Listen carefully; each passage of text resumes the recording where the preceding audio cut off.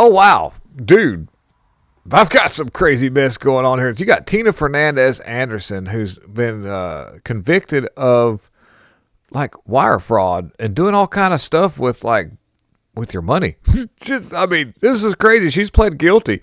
She pled guilty because there was 4 more counts going against her. So they dropped some of that stuff. So she'd plead guilty to these charges, which I guess was her best interest. But Tina Fernandez Anderson, the black Muslim lady who she wants to be like Ilhan Omar. She's like, I'll be like Ilhan Omar, but just minus the accent. But here, this is some of her antics right here. This is what she's famous for, in case you don't know.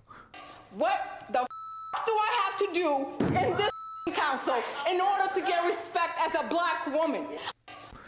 Obviously playing the race card like you've never seen before. Like, this lady is nuts. This isn't her only. She does this all the time. When it comes to council meetings, when she comes in, everybody's like, oh, shh. Because she just screams and hollers, race bait, race bait, race bait, race bait. Well, check this out. I ran across this article here.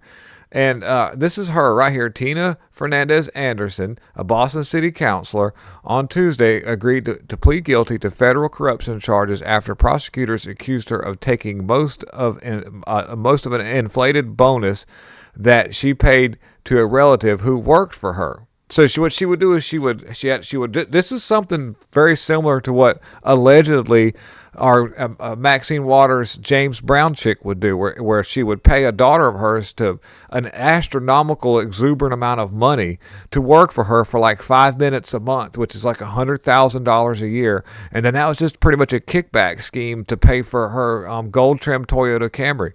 Anyhow, under the agreement, Tina Fernandez will plead guilty to 1 count of each wire fraud and theft concerning a program receiving federal funds, the U.S. Attorney's Office said in a statement. In exchange, prosecutors dropped 4 other fraud counts against a 46-year-old lawmaker who in 2020 became the first African-American and Muslim American elected to council. Way to go, lady. You did a great job. We just need more of these people that are hired in a diverse manner. But yeah, I can't wait to see what happens to Tiffany Henyard, guys. But I just figured I would show you that because it was just quite interesting that, here we are, these people were they scream and holler. They never get a chance to be somebody because of their skin color, because of, the problems that they faced coming up because of the repression that they received for so many years, that it just never gives them the opportunity to be, the person they think they could be. And then instead of maximizing their opportunities to become special and make things awesome for everybody and be noted for their merit and their ability to do a wonderful job and outdo anybody that they said they couldn't do,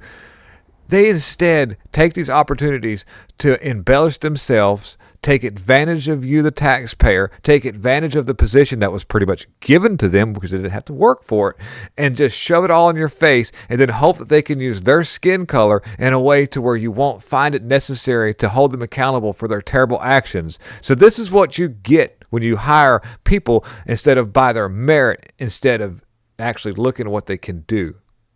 Or something like that. Anyways, guys, thank you for watching. I'm out.